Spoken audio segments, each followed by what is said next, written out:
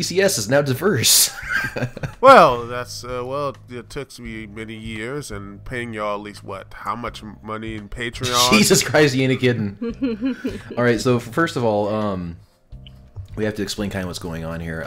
We announced recently in our Patreon chat that what we're going to do is, since we've had some genuinely good, after, I guess, wildcard conversations with our Patreon friends, they help fill in a lot of like gaps that we're not necessarily experts at. Like, I'm not a huge comics and anime guy, obviously. So to get some better conversations going, more diverse conversations going with people who actually know what the fuck they're talking about, we're going to start inviting in some of our Patreon friends whenever they have like a topic they want to discuss. And the first one we are bringing up is our friend Duke CT from the Duke CT Lounge, correct? Oh yes, and also the video review series, The Last Reviewer Standing, which actually did its season premiere a couple weeks ago, talking about the Royal Rumble, which was an interesting show that I know no one really cares about because wrestling is dead. Or, like, you know, pretty much like... Just like the DC Universe. Segue. Ah, yes. But the movie universe. Hey, you guys, you realize that we have a black guy on the panel and a lady. That makes us more diverse than BuzzFeed. Oh, yes. See? Damn. There it is. And also the Young Turks, but, you know, that's... Oh. But, hey, you know. Snap. We're leading the progressive charge, motherfuckers. But to be fair, the Young Turks, they are better than you. Oh gosh, that I love that little picture she had, like, you know, that one thing, I guess, because you know what, and I'm just better than you. That the face she made, that's like right there. That's the Young Turks. The face of a donkey witch. Do you think like she would, when they have sex, she rides on top of him, looks him right in the face like she does there, and just shouts it in his face, "I'm better than you!" Oh, that'd be great. And thus 1,000 fanfictions were born. Anyway, let's get back. None of which we're gonna read.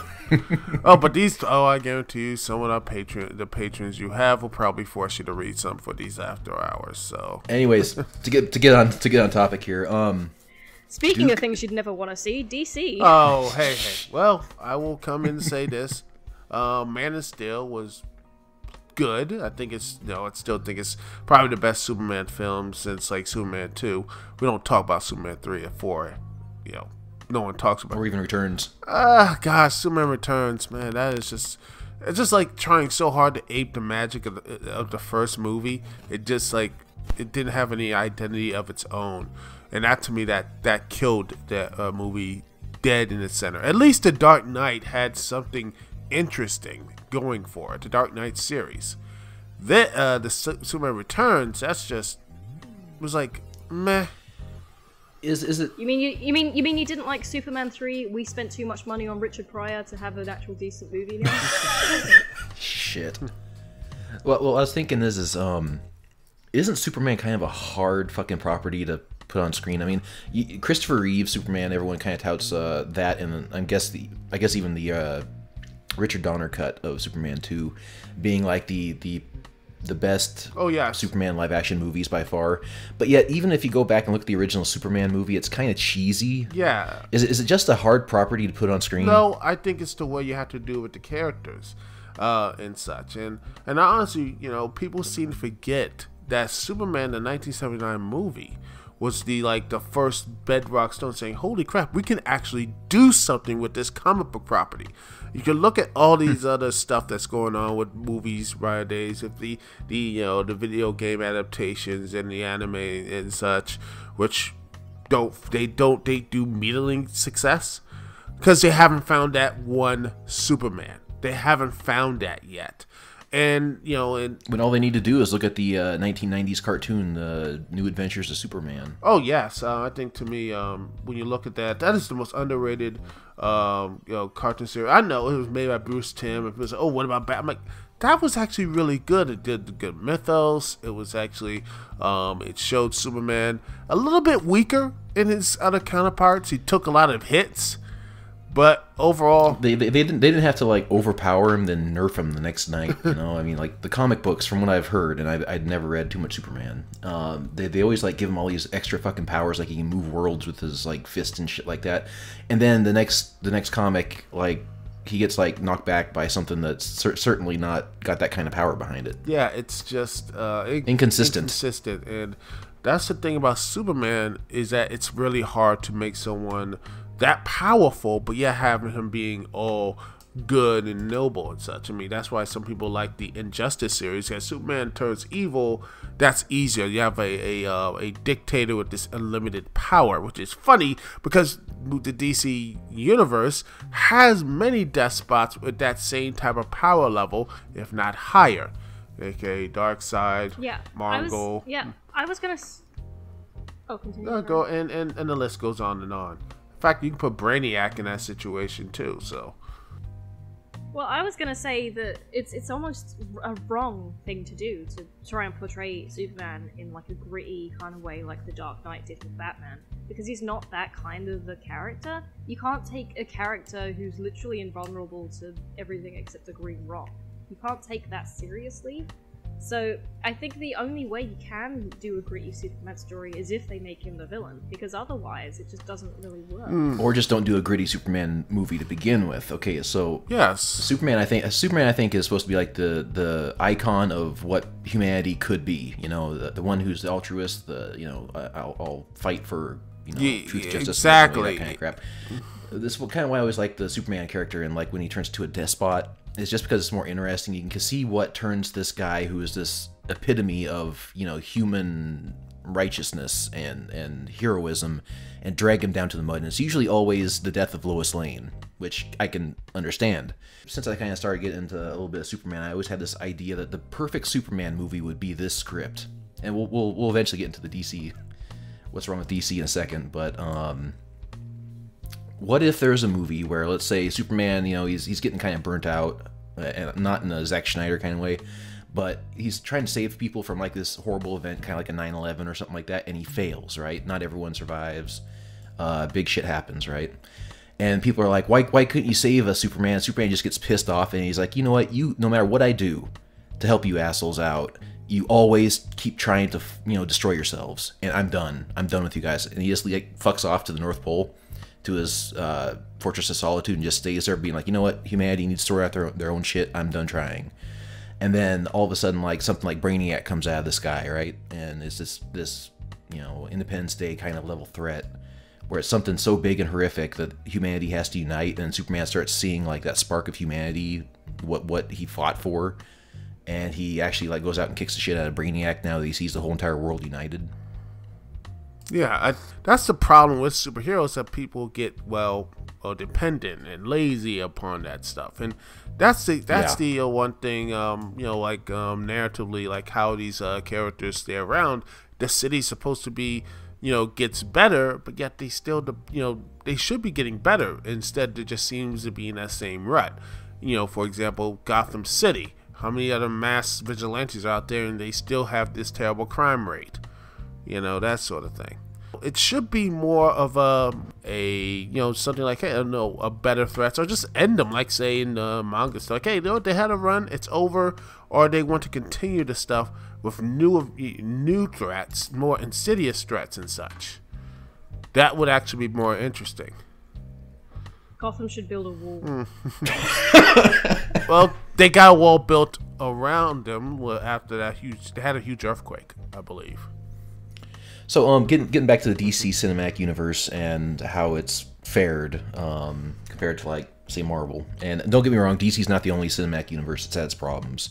The Transformers Cinematic Universe has been a fucking disaster, though profitable. The Dark Universe, which is just beyond, gone at this point. It's dead before it started. Yeah. But, like, what makes the Marvel movies work compared to, like, the DC movies? I mean, Duke, you're a fan of DC. You say that there's things in the DC movies that you can appreciate and you enjoy. Just so you know, full disclosure, Nat and I can't stand quite a few of the DC movies that have come out, and I'm hoping we can kind of have like a quick debate on that. I mean, just not like a biting one, but just kind of like figure out what's at the root of it. And from my own perspective, and you're free to debate this, is that Marvel's at least trying to adhere to their own mythology, whereas like DC's kind of fucked up quite a few things, like with Batman versus Superman, Gotham and Metropolis being right across the river from each other, some things like that. I think that the main thing is that when you watch a Marvel movie, you don't want to kill yourself. Oh, hey, to be fair, there are there are actually some good stuff in Wonder Woman. I believe it's really good. People seem to really like Wonder Woman. I've heard that was good. Yeah, and I think there's a lot of positive buzz with Shazam, and I think Aquaman as well. We haven't seen the trailer yet for Aquaman and such. And Justice League, for all of its faults, I think a lot of people came out of it a lot more positive than a lot of people say it is. I think the movie itself is actually pretty good for what it was. I think the problem with the DC movie universe is that they rushed it. They rushed too much, and they should have, honestly, they should have just said, okay, Superman, Man of Steel 2 should have answered, to really. I mean, I have no problems with Man of Steel 1, but I think Man of Steel 2 should have, like, okay, let's make Superman 2 that bridge of being a good human type of, the standard hero. The hero. And I have no problems with them killing Zod. It was like, again, it's like probably one of his big first times out, and quite honestly, what else would you do with Zod at that point? I mean, I think if he's hell bent on killing a family, and the only way to stop him is to kill him. And some people, I hate the fact. Oh, they could just like you can just beat him up and put him back in the Phantom Zone when then we have to bring him back again. I'm just sick and tired of like these like excuses that people have for these mega villains that have no real redemption value, and they're like, you know what? Zod is bred one purpose is for war and death, and you know what? He would have probably got out and killed more again. And you're like, okay, Superman just said screw it and took it out. And I'm like, it's not the first DC character that actually killed, on screen. I mean, Batman, his live action counterpart just murks people all the time. So especially the Michael Keaton one where he blows up an entire fucking factory of people in there. Yeah, they're just. Well, the thing with Superman is that it's part of his character that he believes that people can change and that there is good in everyone. Yeah, so that's true. It would make sense. It would make sense that he would keep a mass murderer in prison rather than kill him, because there may be a chance that they can change. That is true. Maybe he can look and reflect on like, that was a mistake, and that could be a growth process for him. That could have been. It could be, but I still think that that's kind of one of the reasons why DC is failing, is because not failing necessarily, but it's not doing as well as it could be, because it's not. Just like Nat says, Superman is this. You have an idea in your mind about what Superman is, and what we saw on screen was not that. Yeah, and I know it, and I appreciate the different shake they did with Superman, because if they did the same stuff, people would say, "Oh, it's just it's a remake of the 1979 films." That's you'd have Superman Returns. Basically. Exactly, they didn't want a Superman Returns 2.0, and people just and you're like, you need to do something more, and then they do something. Lighter, people would be mad at it and say, "Oh, you're copying Marvel or something," which they did with Justice League, which was, I thought that was just terrible. Then again, they had Joss Whedon doing stuff. Justice League kind of also speaks to the fact that there's talent behind the camera that may be misappropriated, like Man of Steel and Batman vs Superman. That was Zack Snyder. Although Christopher Nolan was kind of brought in for and David S. Goyer, and I think Snyder's a good director. I mean, I think he's good. He's good at action though, but I just don't think he gets a lot of the stuff here. I think nuance. Yeah, I did not like Watchmen. I think that was probably one of his worst movies he's ever made. And 300's fine. It's supposed to be kind of just a popcorn flick though. But when you have something like Superman that's deeper, and it's supposed to be more than just action schlock, it's kind of like maybe we got the wrong director here for this. Maybe we need someone who can better interpret the mythos content and the story, and that should be something of a way to. I think something like I don't know who would you have the director to. I think there's a lot of problems behind this. That was one of the main problems with DC movie universe. They just had this scatterbrained ideas, like we got directors, this stuff, like all these projects that meant nothing because they were just doing these type of random projects, and they're still doing it right now. They can have an 80s Joker project that may or may not connect to the movie with Martin Scorsese doing it, which is okay, but is he going to be good enough for this for the director for the Joker? Because I'm tired of the whole Joker idea. And then you got Suicide Squad, which was just a PG-13 mess. The entire thing's a mess, and I think it's the decisions of not only the studio but the directors behind the film that it's so plagued with so many freaking problems that they have things like reshoots and then not interpreting the source material as faithfully as they could, and all the directors leaving and coming in and leaving again in like the Flash and the Aquaman movie. It just seems like they don't know what the fuck they're doing at Warner Brothers. Well, yeah, but supposedly there are some good things to be hearing about. I believe that Michael Bay's Lobo. Oh, hey, you know what? If you want someone that's toxic and masculine, he's basically that. He is the definition of toxic masculinity of Lobo. Dude killed his own people for the laws at that. I mean, there's nothing redeemable about Lobo at all. He's biker alien 4chan. Yes. That's basically, it's like, you know what?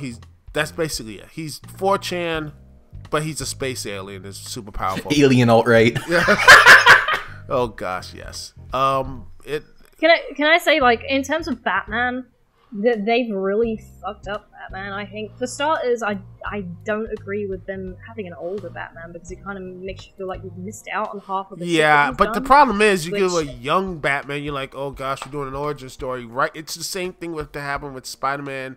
You get... Well, you don't have to necessarily do an origin story. I think these characters are well established just in pop culture in general. But who would you have to star in Batman then other than Ben Affleck? I thought he was pretty good, but it's I think it's. Well, I'm sure Hollywood has plenty of other gropers and molesters out there that we can hire. But the thing is with Batman as well is that there's this cult thing with Batman. This cult surrounding the Joker, and it all stems from Heath Ledger's performance. Before that, you had Jack Nicholson, and then you had people grew up with Mark Hamill doing the Joker voice. And I'm sick. Cesar Romero. Yeah, that's true. Yeah, I know. I understand that, but the Heath Ledger performance kind of catapulted it into the wider world, and everyone's obsessed with it now. But I think if you want to make a good Batman movie now, I think the best thing you can do is not have the Joker in it. There are so many other villains. Oh goodness, yes. They could have. I was talking about this the other. I always talk about this. Make one with the Riddler, right? Oh. Get Michael C. Hall to play Dexter. the Riddler, because he'd be fucking amazing. And he's said before, I think, that he would love to do it.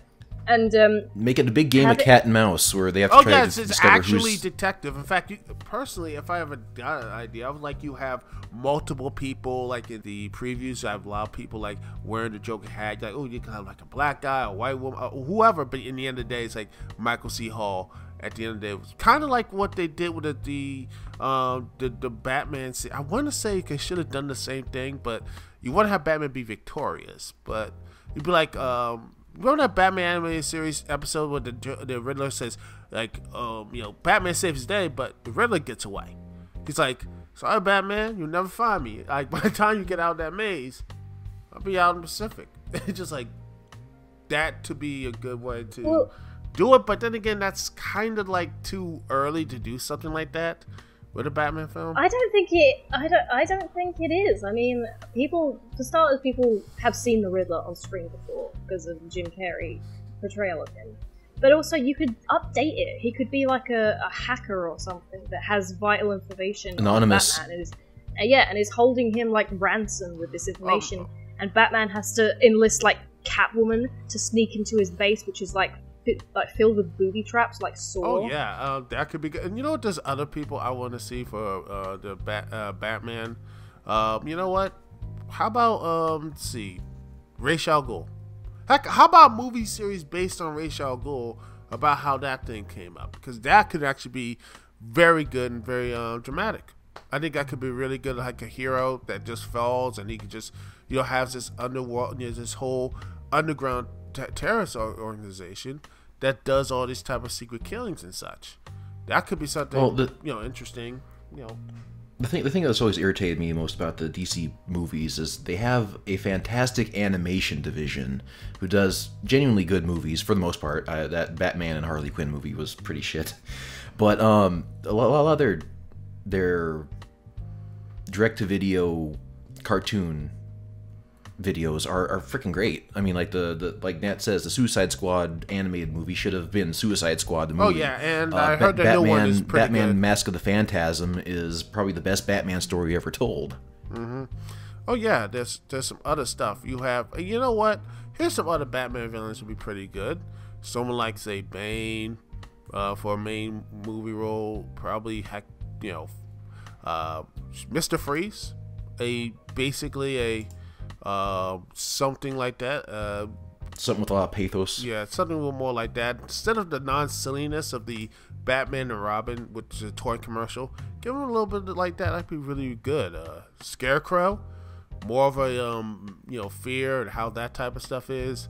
I think Josh Gad is talking about doing, when the Batman does get, like, he's talking about actually being the Penguin, which hopefully they do a little bit better version of the Penguin because, No, get Danny DeVito back, man. Yeah, Get Danny. Who wants Danny Rum DeVito Ham? back. Yeah, but Get Danny DeVito back as the Penguin. Suicide's Have you pretty seen the? Have you? badass. yeah, but Have you seen the episode? Have you seen the episode of Always Sunny where he's got the child pageant thing and he gets his fucking makeup done by the mortician? He's pretty much the Penguin there. Like, yeah, but that version of the Penguin was more, I don't know, disturbing. I think it was more like get Harvey Weinstein to just play yeah, himself. pretty much. That's what it is. But Penguin is Batman v. basically, Hollywood. what he is just a criminal mastermind. He is the gentleman of crime, and such as he's the aliases and such. Then again, I'm looking at Wikipedia, but So in conclusion, I think the most upsetting thing about the DC universe as it is now is that there's so much potential that's just being absolutely fucking wasted. And with the other superheroes that they've got lined up, they've got the Flash and Aquaman and all these other characters that aren't, as well known as Batman and Superman that they're bringing to the general audiences. I think that it's sad to see that these characters that people are not familiar with, this is their debuting film. yeah. And it's being completely squandered. People aren't going to be interested after this because, Aquaman is that guy from that one shitty movie. I thought he got some interesting buzz from that, but I think it's going to surprise people. And there's some positive news about Aquaman. This test screening didn't do too well. Someone said that, how is that going to be a positive? Well, the last time DC movie did very well in test screenings was Batman v Superman, and well, you know how that turned out. So by that luck, it could mean that Aquaman is going to be a bona fide hit. At least I think it will. Or it will just completely crash and burn. You'd think that DC would have an edge in the superhero genre, just by the fact that they contrast with Marvel's lighter, more jovial tone, which can sometimes get a bit too much in some of their shit. But I think that's also one of the problems that DC has, is DC is always as we've discussed before, DC is gods among us, and it's like crossover between DC and Marvel, where they go to each other's universes, and in DC all the heroes are revered, and where in the Marvel universe they're kind of hated, and it's the underdog despised effect, and mistrusted, and it just parallels a more realistic version of the world versus an idealistic one. And I think that right now, especially in this climate, that's one of the biggest hurdles that DC would have to climb. Would have to jump, is because nobody likes the idea of authority at the moment. Okay, but to be fair, there's a Shazam movie. I can't believe it's First off, it's a Captain Marvel. I can't stand that this whole BS that they actually had to take away the Captain Marvel thing from Shazam, which is it just frustrates me, because that's what he is. That's what the character is, Captain Marvel.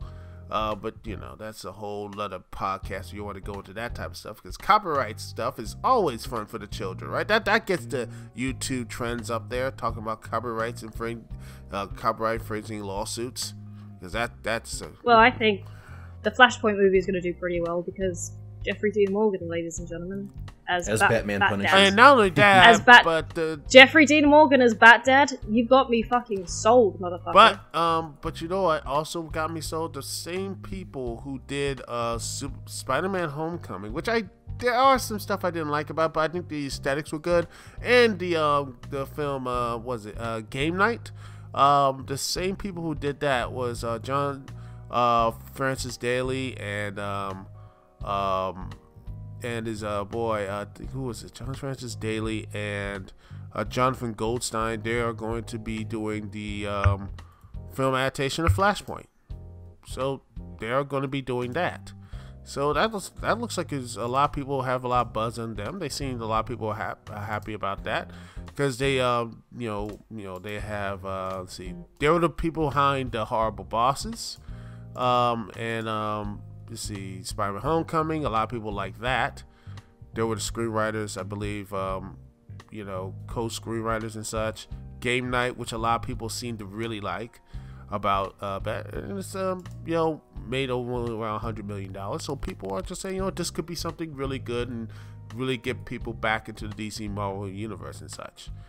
And also Black Adam, which is supposedly going to be debuting with The Rock, Dwayne Johnson. So that's gonna probably make at least some bank. Oh my god, you guys!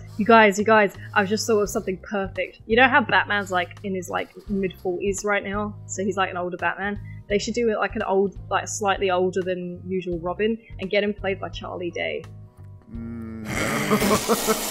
No. Oh. Yes, it's gonna be amazing. No. Oh well, Charlie Yes. Day versus Danny DeVito's Penguin. Danny DeVito and Charlie Day in a fucking. It's Batman Always Sunny in movie. Gotham.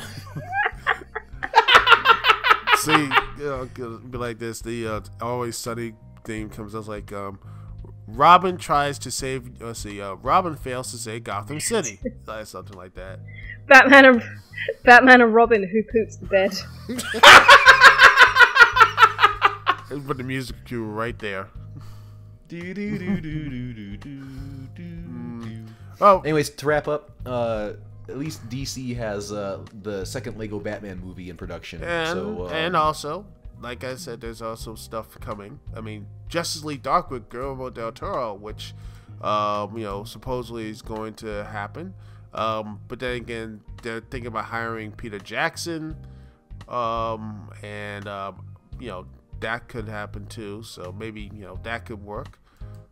Gosh, that's gonna be really awkward to do a Justice League Dark. Isn't it kind of disheartening the fact that all of these great directors are all just doing comic book movies now? Well, this is the only way to get the fix in it. Probably it's probably the only way they can get It's the only thing that's profitable anymore. Not these little indie movies. It's Well, could be worse. Could be worse. I mean, it's not like they're gonna be doing a remake of another remake of an old horror film or something. I mean, that's not gonna happen anytime soon. Hopefully. Anyway, thank you. Let me do this after hours or whatever this thing is with y'all too. It was fun. Yep. And hopefully we'll do it again soon. And maybe next time I'll talk about a little pro wrestling and such, which will make y'all even more confused and disturbed. I will have literally nothing to add to that conversation because I've never watched it before. I've heard that there's some absolutely hilarious pro wrestling documentaries. Bill Burr won't shut up about the Ric Flair's. I hear that Ric Flair's documentary is the funniest shit ever. Oh, it's really awesome. Let me tell you, the stuff that's actually revealed. I'm tempted to watch it, and I'm tempted to do a podcast or a after hours on it. Oh, I'll tell you something. Do you want to just quickly give a shout out to all your stuff? Oh yeah, but anyway, thank you so much for letting me be here. You can find me, ladies and gentlemen, on the Duke C Down podcast on my YouTube channel, and also Last Review Standing on BitChute, Daily Motion, or whatever type of platform will hold me and let me do all this video review stuff until they kick me off on the internet. Because links below. Until they just say screw it and just get this other black man out. But maybe that why my privilege will help me. But then that'd be racist. Yeah, but then again, they realize something. I have cable, so that's probably gonna strike against me. Oh yeah, because on the oppression scale, if you have cable, then yeah. God, I can't believe that list was actually a thing. I can't believe they actually made a list. First question: are you white?